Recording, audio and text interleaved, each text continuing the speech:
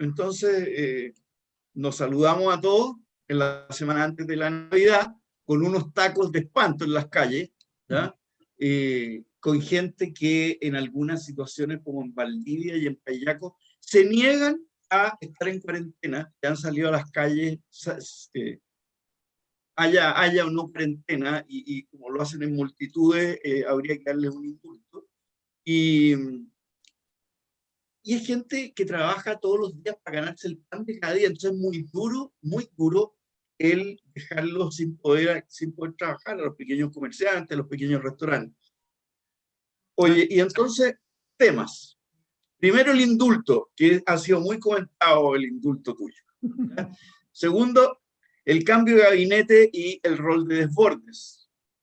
Y finalmente, el Frente Amplio coludido, ¿no? Pero ya, en comparsa con el PC. Así que yo, mira, yo te voy a decir, para la primera cuestión, bueno, me ha escrito mucha gente ya que te sigue, qué sé yo, y me dicen, ¿por qué Juan Pablo puede hablar del indulto cuando esto es llamar a la violencia, a la impunidad frente a criminales que destruyeron el metro, que hicieron todo tipo de tropelía y que no son ningunos santos, y que probablemente si se repiten el indulto va a pasar como la gente que termina su pena en la cárcel y solo un 30% se reinserta. Los otros, el 70% siguen haciendo maldad. Así que don Juan Pablo, ilustre letrado, tiene la palabra para que nos cuente. Bueno, es muy bonito el tema teórico del indulto y de la amnistía. La diferencia del indulto es que conceptualmente el indulto general lo que hace solamente es afectar la pena, y la amnistía lo que hace es suprimir el delito. Pero los dos apuntan a lo mismo, que es, ya voy a explicar lo que es esto, pero que es por razones políticas, criminales se llama, no castigar a una persona que cometió un delito. Ojo, nadie está discutiendo la comisión de delitos. Y la razón por la cual siempre han existido en Occidente, por lo menos en casi todo el mundo han existido los indultos particulares, los indultos generales que se hacen por ley normalmente, y las amnistías que también se hacen por ley, tiene que ver con un criterio absolutamente práctico, un criterio político. Como la meta es producir paz social en una sociedad determinada, lo que se hizo, ok, hay una cantidad de personas que cometieron delitos tributarios contra el orden público, cometieron, te recordaba César antes de empezar a grabar, cuando nosotros éramos jóvenes en los 60 y 70, las leyes de indulto o amnistía que se producían cada cierto tiempo por los remisos, ¿te acuerdas? Toda la gente que no se presentaba al servicio militar. Y también se producía la misma discusión, que oye, pero es que si tú amnistías a toda la gente que está remisa, lo que va a pasar es que la gente nunca se va a presentar al servicio militar. Hay que recordar que históricamente el servicio militar era obligatorio, ¿no es cierto? Y era compulsivo y era duro. Además, hoy día se reconoce el estatuto de derecho humano, por así decirlo, de los conscriptos. En esa época no existía y eran palizas todos los días, etc. Bueno, entonces, ¿por qué yo soy partidario de evaluar el indulto o una amnistía? Porque creo que lo que pasó el 18 de octubre tiene causas profundas. Pero espérate, Juan Pablo, no fue solo por el 18 de octubre, fue y siguió en noviembre y siguió en marzo. Estoy de acuerdo. ¿Ya? Pero al fenómeno que se inicia el 18 de octubre, estoy de acuerdo. Pero esas revueltas, esos desórdenes, como queramos ponerle, ese estallido social que continúa por muchos meses, en mi opinión, tiene una causa de disfunción del sistema social. La mejor demostración, creo yo, para probar que esto no es un grupo de gente que se concierta para cometer delitos. Si fuera un grupo de gente que se concierta para cometer delitos porque les interesa atacar la propiedad, la salud de las personas, o son anarquistas que quieren destruir el sistema, yo no estaría de acuerdo. Pero la mejor demostración de que la violencia que se muestra por los dos lados, la violencia de la gente y la violencia de la policía, y que tenían que ver con una crisis del sistema político, es que la solución se enfrenta el 15 de noviembre con un acuerdo de cambio o de evaluación de cambio en las instituciones políticas, y después un plebiscito que se realiza en que por abrumadora mayoría del país se establece que se requiere una nueva constitución, y aún más confirmando que aquí hay una crisis institucional mayor. Casi el 80%, bordeando el 80% de la gente, estima que eso tiene que ser hecho no en el Parlamento, tiene que ser hecho por los ciudadanos. ¿Y qué tiene que ver eso? Todo eso tiene que ver de que el origen está en la revuelta social, y que esa revuelta social tiene que ver con un déficit o una crisis institucional, y no con una voluntad de ir contra el sistema y querer destruir la propiedad por destruir la propiedad. Incluso la violencia asociada a casos más extremos como la quema en las estaciones de metro. Entonces, yo entiendo la discusión y creo que es legítima, justamente, es que yo creo que en estos casos podía producir un beneficio social el indultar o amnistiar esos delitos. Pero si yo creyera, mire lo que voy a decir, que no es eficiente, o sea, no un tema de principio por los principios, si yo creyera que esto no va a producir paz social, sino que al revés, va a ser un incentivo a la violencia, no sería partidario. Puedo estar Y una cosa, equivocado. Juan Pablo, pero en ese sentido también habría que amnistiar a los carabineros que los tienen detenidos y que los tienen fregados por ejercer la violencia, que es su mandato, digamos. O a los de Punta Peuco, no sé, o a los mapuches por desórdenes. Está lleno de gente que podría rastrear su delito hacia distintas causas que podrían ser justificadas. Entonces habría que también... Bueno, sí, tanto tienes razón de que existe esa posibilidad de que, más allá de que hay un tema distinto con los derechos humanos, porque según, con toda razón, en la teoría de derechos humanos y en la visión de las Naciones Unidas, incluso con raíz en tratados internacionales, de Jus Cogens se llama, están prohibidas la autoamnistía para los agentes del Estado. Pero conceptualmente, tú tienes la razón que en todos esos casos se puede discutir, y por eso que no hay nadie que niegue, que yo conozca por lo menos, que niegue el concepto de los indultos generales o de las amnistías. Yo no conozco a nadie que diga que está mal. Y en todos los casos en que se aplica la amnistía o el indulto, hay un delito.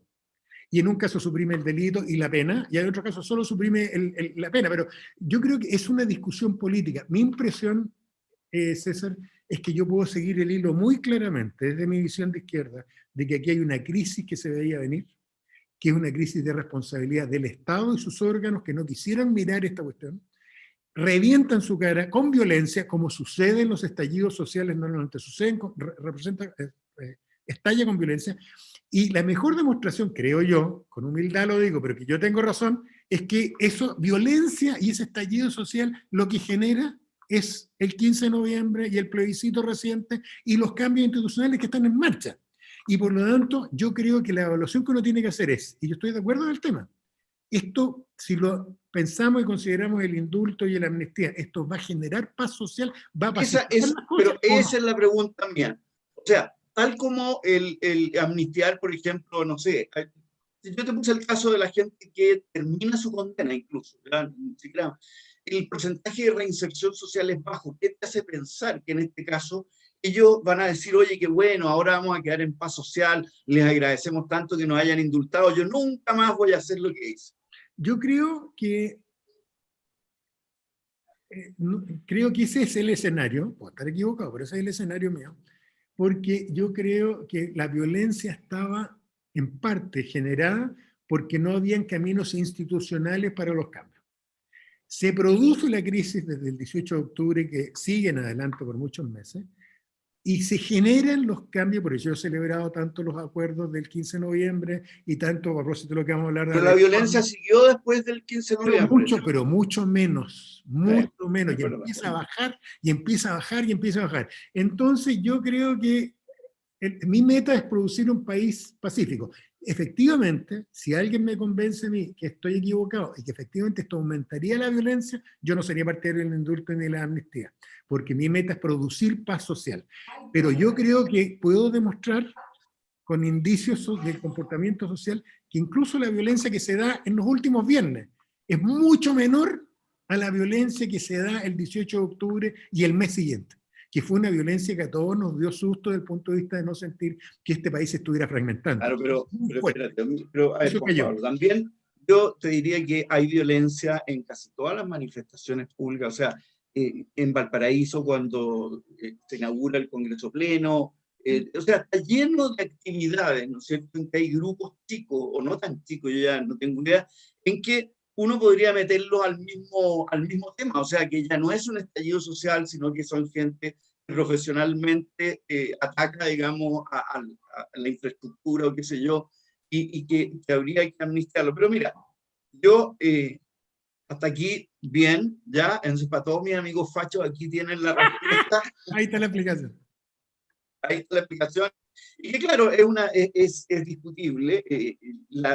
Además, la prueba que uno podría tener no existe, porque en el fondo es, ¿qué pasaría si yo habría dado el insulto o el indulto? ¿Qué pasa cuando no? Esto aumentó, no, o sea, es Es un política, experimento César. social que no existe. Al final es política, y de hecho está definido así. Como te digo, en derecho penal, cuando se explican los indultos generales o las amnistías, es una evaluación política. ¿Ah? No es aquí criterio jurídico, tema político. ¿Va a hacerle bien a la comunidad el indulto y la amnistía o no le va a hacer bien? Y ahí es opinable. Mi opinión es que sí, pero ojo, la herramienta existe, y ha existido siempre y va a seguir existiendo. Existe en Estados No, Unidos, existe en oye, Inglaterra, en todos lados. muy buena explicación, lo cual no hace que me hayas convencido. Obvio. Oye, vamos al segundo punto. Cambio de gabinete, supuestamente iban a cambiar también a Monkever, aparente para que arreglara el tema en RN.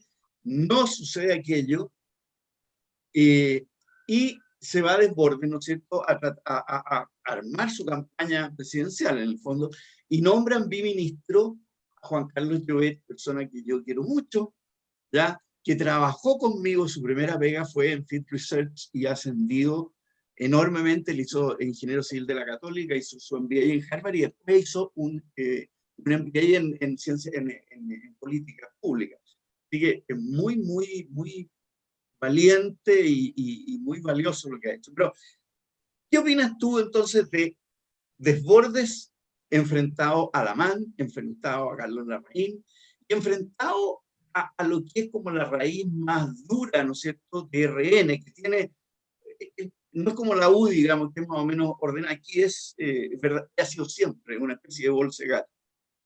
Mira, corriendo el riesgo de tener todo tipo de sesgos confirmatorios, ¿ah? Prejuicios y cosas, yo quiero creer y creo que estamos viviendo un cambio de ciclo completo, César, en la sociedad y en la política chilena. Y creo que ese cambio de ciclo hay un continuo, mi impresión, César, yo he estado, calmando mis ansiedades, leyendo mucha historia del siglo XIX chilena, en detalle, sobre todo la lógica de los partidos. Y ¿sabes? Yo tengo la impresión que no hay tanta diferencia en cómo funcionaba el Partido Nacional, qué sé yo, el Partido Radical en su origen, ni siquiera los pipiolos y los pelucones de la década del 30, de la década del 20 y del 30, con los partidos hasta hace 20 años atrás. Esta cosa horizontal, vertical, con líderes potentes arriba, con máquinas al interior de los partidos, con poca importancia al militante normal, y esta cosa bien dogmática, y cerrada y muy corporativista. Yo tengo la impresión que aquí estamos viviendo un cambio de formas de política y del Estado en su forma, y también estamos viviendo un cambio de fondo. Fíjate que no es casualidad que, en mi opinión, está en crisis la derecha y en una crisis profunda la izquierda. Y lo hemos hablado, ya lo vamos a hablar a continuación. Lo que muestra, creo yo, con mis sesgos confirmatorios, ¿no es cierto?, es que yo veo que eso muestra que hay un problema de sistema. Y yo creo que una de las cuestiones que confirman mi optimismo es la posición de Desbordes y las cosas que ya ha dicho, su actitud, su talante. Tú me has escuchado hace tanto tiempo, César, decir que para que este país crezca y se desarrolle en lo político y en lo económico, se requiere una nueva derecha, en el sentido más trivial de la palabra. ¿Pero tú crees que Desbordes podría ser ese Claro, dirigente? claro, porque la derecha, dentro de un sistema en general oligárquico chileno, la derecha era la oligarquía en persona. No te voy a citar a Carlos Larraín, a Sergio Onofre Jarpa, no tengo idea, pues al propio Jorge Alessandri, y a su manera el propio Arturo Alessandri Viejo, la familia Montt completa, ¿no es cierto? Todos los Montt que a uno se le puedan ocurrir, a Jorge Montt, a Manuel Montt, a Pedro Montt, ¿no es cierto? Es la oligarquía encarnada la derecha. Por analogía, la izquierda se pone oligárquica, ¿no es cierto? Pero mi opinión es que la derecha es la oligarquía, pero de Manuel. Y creo que este es el primer atisbo que yo veo en la derecha de un arranque de la línea oligárquica. Y no me refiero solo, César, a una cuestión de apellido, de procedencia social, que no es menor, de que sea un ex funcionario público, que ex policía, que ex funcionario de gendarmería, que es de clase media, que tiene un papá que vive en Maipú, que sus hijos marcharon, ¿no es cierto?, a favor de las protestas sociales. No me refiero solo a eso, me refiero a que él es hijo de una institución republicana antioligárquica. ¿Y a qué me refiero? Una cuestión que nadie me dio mucho. ¿Por qué existe Mario Desbordes, en mi opinión? Pueden ser desvaríos míos, pero todo me calza. Existe gracias a la ley de financiamiento de partidos políticos. Una conversación que tuve con la Andrea Repeto, amiga mía del grupo independiente, ella me dice el otro día, fíjate que este gallo es hijo del financiamiento de los partidos. ¿En qué momento surge Desbordes como fuerza independiente? Cuando ya no necesita el financiamiento de Carlos Larraín o del resto de los prohombres de los partidos de la derecha. De los que Pero tuvo padrino, ojo, pero tuvo padrino. Por supuesto, pues si es hijo de Carlos Larraín, conceptualmente lo tuvo. Pero ¿en qué momento se autonomiza? Con la ley de partidos políticos, en que empieza a poder reproducirse al interior de la derecha gente independiente de los financiamientos históricos, en mi opinión, oligárquicos. En resumen, César, yo lo veo no solo con muy buenos ojos, o sea, me alegra el día verlo renunciar y verlo, y te lo digo yo como izquierdista duro, no como gallo que soy de derecha, no, pero como quiero un país renovado, y ya vamos a hablar de la izquierda, creo que el modelo para mí ideal de país es una derecha, yo te he señalado a ti, como el Partido Conservador Inglés, como los sectores modernos del Partido Republicano, pero mira, como la CDU alemana.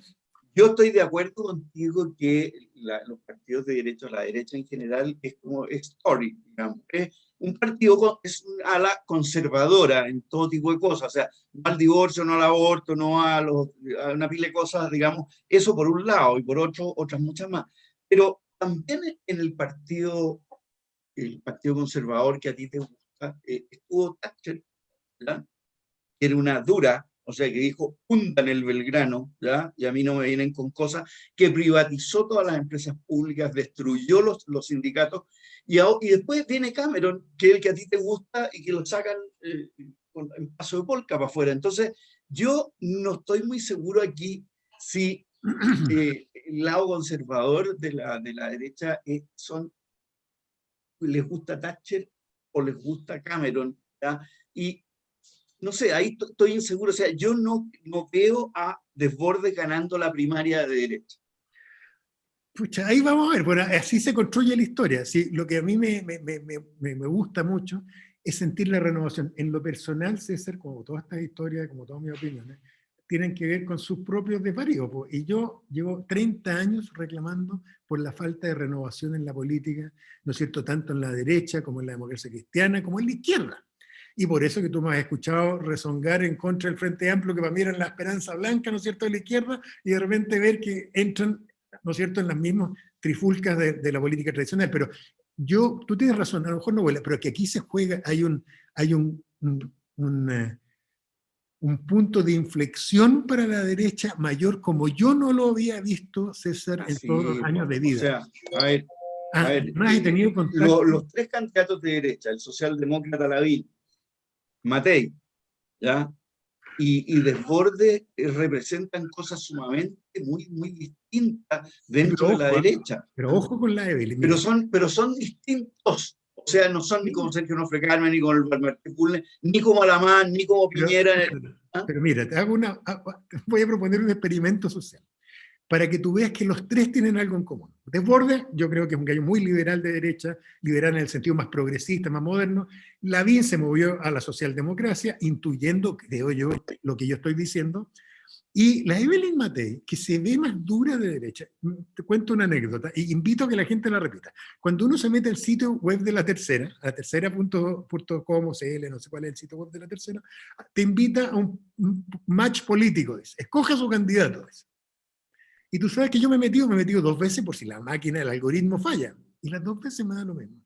Me empieza a preguntar, ¿usted cree en la autonomía de los pueblos indígenas? Sí. ¿Usted cree en que el poder tiene que irse a nivel local? Sí. ¿Usted cree en los derechos de la mujer? Sí. ¿Y sabe el resultado que me da, César? Las 2 veces que lo he dado. Y los invito a los que nos están escuchando que lo hagan, porque me es muy divertido el cuento. Me salen 2, usted es afín a 2 personas.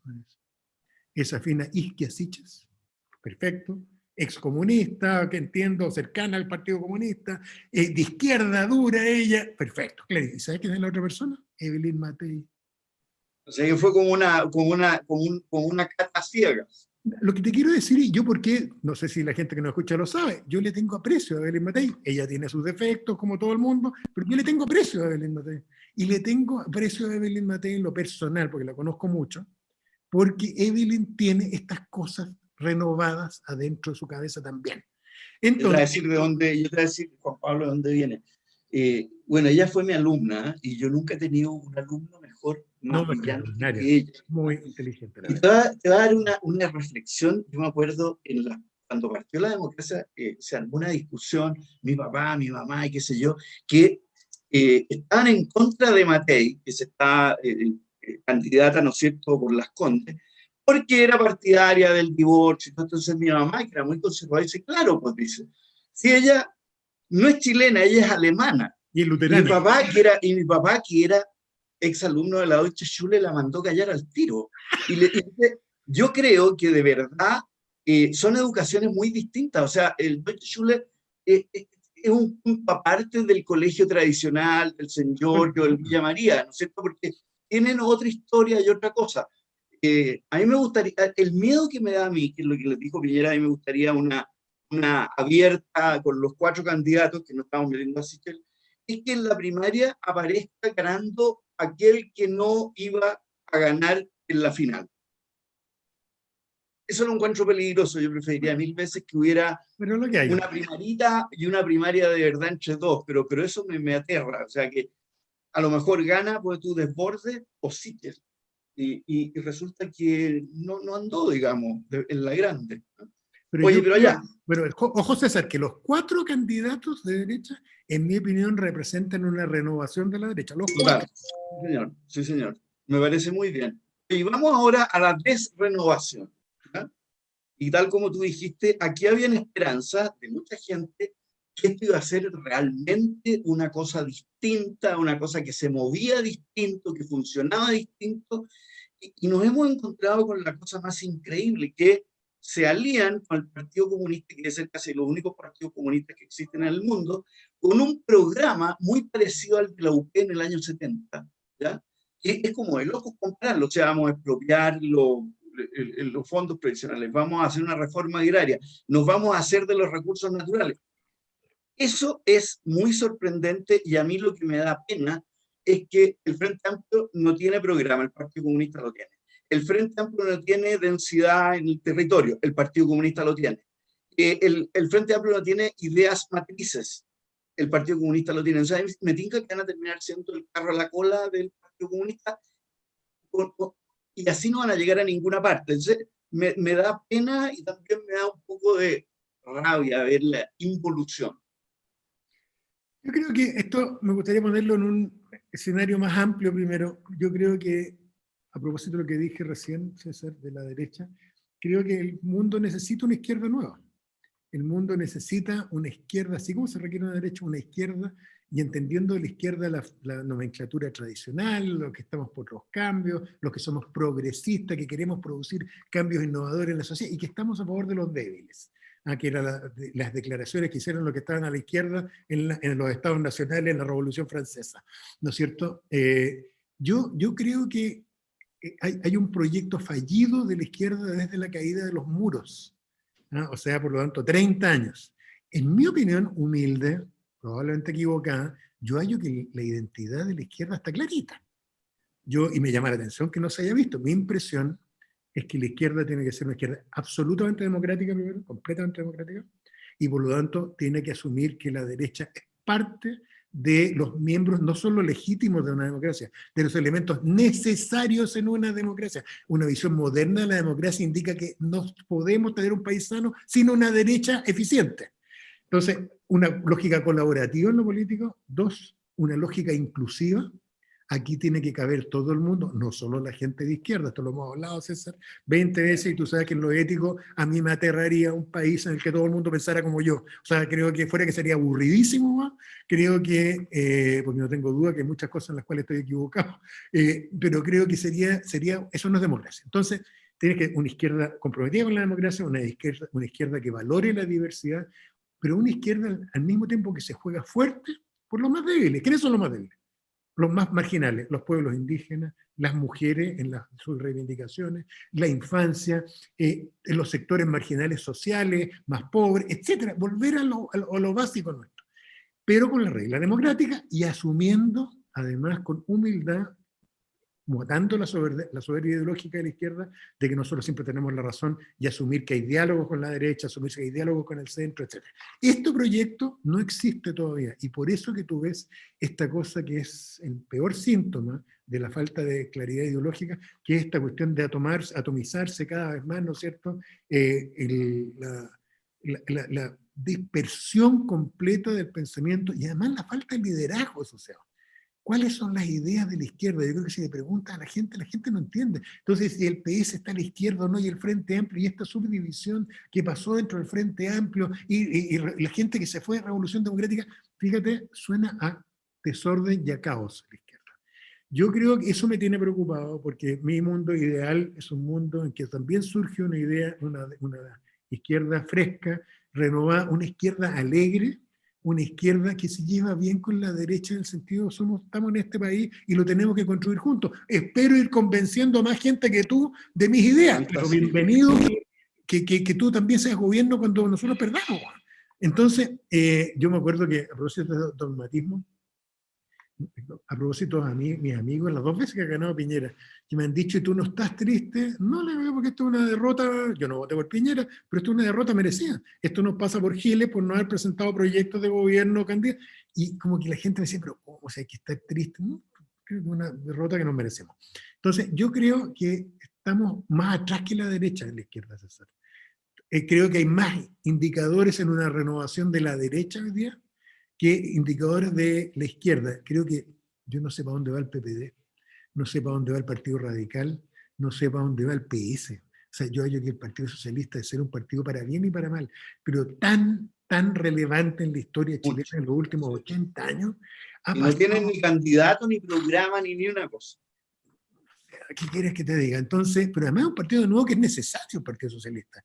Ahora, dicho lo anterior, yendo al PC, yo creo que aquí hay una tensión. He estado hablando con algunos amigos míos que son simpatizantes o miembros del PC, y lo que me muestran es hay 2 mundos dentro. La gente joven, las Camila Vallejo, que vienen con una visión moderna del tema, poco dogmática, no marxista-leninista.